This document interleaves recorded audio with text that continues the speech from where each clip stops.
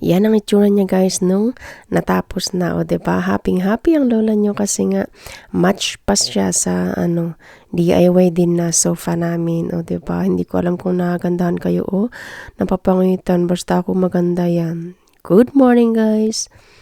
For today's video, i-upgrade na natin ang sofa ni Colleen ay high chair ng aking prinsesa. Ito yung itsura niya nung una natin siyang ginawa. Bali color white lang yung pinapintura namin dyan kasi nga yun nga lang yung available na kulay, and then hindi ko pa siya in-upholster dati kasi nga baka kulangin ka ako yung leather na gagamitin namin dun sa sofa, kaya hinintay ko muna na matapos yung sofa bago yan gagawin yung upholstery ng high chair ni baby. So bali tanggalin lang natin yung screw. Bali ni-screw lang namin dyan nung nakaraan para hindi nga lang siya maraglag, and then kahit ganyan yung itsura, ginagamit na yan ni baby nung pagkatapos naming ma-assemble. So ginamit niya yan na ganyan ang itsura, and then katulad ng sinabi ko kasi sa inyo guys is malamig dito sa Mountain Province, kaya kailangan medyo warm naman yung itsura ng high chair ni baby. So ganyan yung ginawa ko.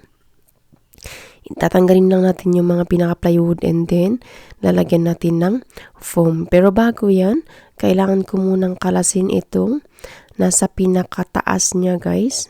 Kung makakita nyo yung pinakataas niya, yan is kasi yan parang unsafe yan kay baby kasi hindi ko alam kung bakit ko ganyan ang design niya nung una kong ginawa, pero nung sinubukan na namin siyang ilagay, nung ginagamit na niya, unsafe kasi nauuntog-untog siya dyan, and then syempre kung makikita nyo kasi is parang may matulis pa yung pinaka edges na yan, kaya sabi ko kailangan tong tanggalin kasi unsafe siya dyan. So bali kakat lang natin yan, magkabilaan yung pagkakat natin para kahit papano is pantay din siya.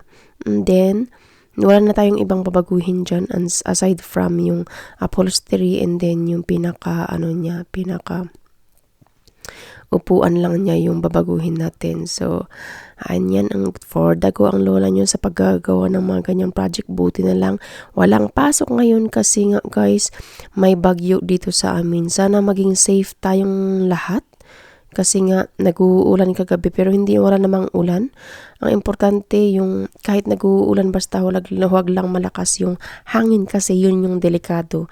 Nung nakaraang bagyo kasi medyo malakas yung bagyo, kaya ang daming mga kalsada na na-close dito sa amin. Kaya okay, buti naman at ngayon is hindi masyadong malakas. So walang pasok ang mga bata, kaya may nagbabantay kay baby, kaya ang lola nyo is busy. At least kahit paano is makakarami tayo ng mga gagawin kasi nga may nakabantay sa ating prinsesa. So niyupi ko lang yan siya sa pinakataas niya, and then wewildingan ko sa palibot niya. So napakadali lang nitong gawin. So dahil malaki ang ating welding rod, nagdidikit-dikit, and then tinatamad ang lola yung mag-adjust.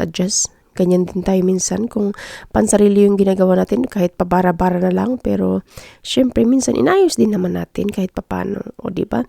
Napakadali lang yung ginawa natin dyan. Kinat lang, diba? Tapos kinaver, tapos yun na. Tsaka natin siya weldingan. O after ko ma-weldingan, kailangan ko din siyang yung pakinisin ba. So grind ka muna, tinanggal ko yung mga matitigas na bagay, yung mga gaspang, para kahit paano hindi siya magasgasan kapag ka nadikit yan. As usual, katulad ng mga ginagawa din natin sa lahat ng project natin, kailangan natin na siyang pakinisin ng grinding disc. So grinding disc muna yung unang ginamit ko dyan na pampakinis dyan sa pinaka edges niya.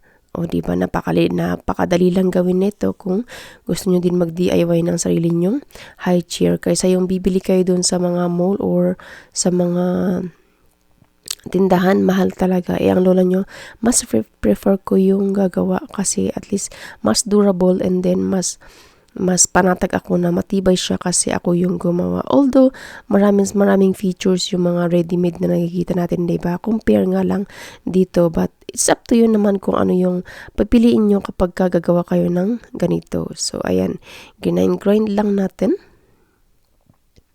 after natin mag-grind, kailangan din natin linisan. Kung grinding disc yung unang ginamit natin, and then pasadahin ulit natin ng flapping disc para at least tuluyan siyang makinis, and then walang sasabit-sabit sa pinaka edges niya. So ganyan lang yung ginawa ng lola nyo, pero bakit ang tagal niyang mag-grind?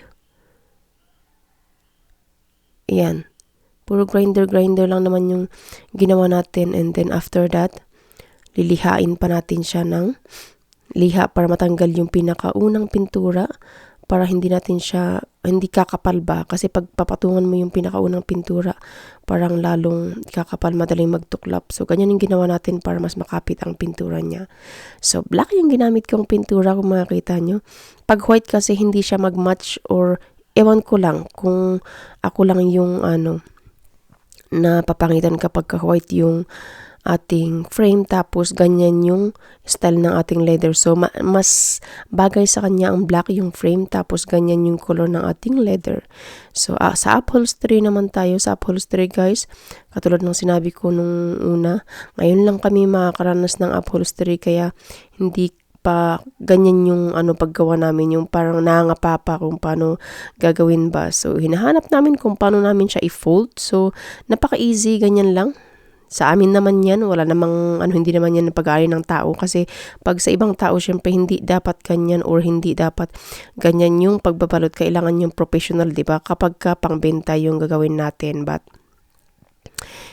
for the meantime, ganyan muna yung itsura niya. Hahanapan pa namin ng paraan kung paano mapapaganda yung ating mga projects sa mga susunod na araw.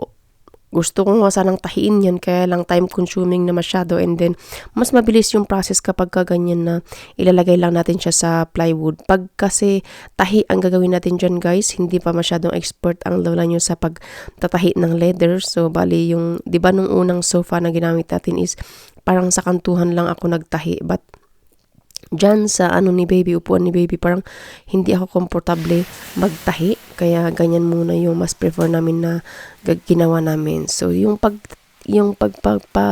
paggagantaker kasi guys, hindi ako masyadong marunong pa, kaya Sunny Boy yung nag-assist sa akin sa paggagantaking, nail gun pala, ay pag-staple gun pala. Agoy, ang lola nyo hindi pa talaga alam ang mga terms, kung ano yung mga tools na ginagamit. Talaga naman. Although ngayon lang kasi namin yan gagamitin talaga, kaya talagang bago kami sa paggawa ng mga upholstery na ganyan. So yan, babalutin lang natin yan, parang candy lang naman yung itsura niya, yung pagbalot. Mas mabilis-bilis kasi pagkasama ko si darling ko, kasi nga kapag ako na yung taga-fold, and then siya yung taga-staple gun. So napak-easy lang din yung paggawa niyan kung magamay lang sana natin. Kaya lang, katulad nga ng sinabi ko, first time namin gawin yung pag-upholstery, yung mga ganito mga project po lang naman tayo welding, and then hindi na natin naisipan yung mga ganito. Ngayon lang natin naisipan na maggawa ng mga ganito na upholstery project, o diba? So sa una lang din mahirap, katulad nung una nung gumawa kami ng sofa. Sa una lang kami nahirapan, kasi nga iba yung style nun, yung foam sofa cover compare dyan sa kay baby. Kasi yung kay baby kasi may kantuhan na parang tinahi ko pa, pero yan hindi na ako nagtahi dyan, kasi nga kailangan i-press maigi, kasi dos yung ginamit naming foam dyan, pero yung yung ginamit namin dun sa sofa is 4, diba? So kailangan i-press maigi para hindi parang numipis ba. So ayan, hindi na kami nahirapan dyan sa pangalawa, kaya mas mabilis-bilis na naming nagawa. And then, ganyan yung itsura na nung natapos niya. Yay! Happy na naman ang lola nyo. Kahit paano is may achievement na naman tayo ngayong araw. At least, alam natin na magiging komportable na si baby kapag dyan siya uupo. So, ayan yung pagbabago niya. Magmula nung tinanggal natin yung edges dyan sa pinakaibabaw, diba? At least alam natin na safe siya, na hindi na masyado siyang mauuntog dyan sa, mauuntog pa rin yun, kasi nga, siya, yung kumbaga, malikot siya. Kaya lang, nalilesen yung wrist, kumbaga, yung possibility na mauuntog siya dun sa matulis na, na bakal dun sa pinakataas niya. So, yan yung pinaka-latest na itsura niya ng ating, wala na tayong babaguhin dyan, ganyan na yung permanente na itsura niya. So, tingnan nyo, match na match siya sa ating sofa, DIY sofa. So, matchy-matchy ang color ng ating mga furniture. So, 'di ba? Comment down below kung ano man yung mga suggestions nyo para sa ikakaganda pa ng ating mga next na project.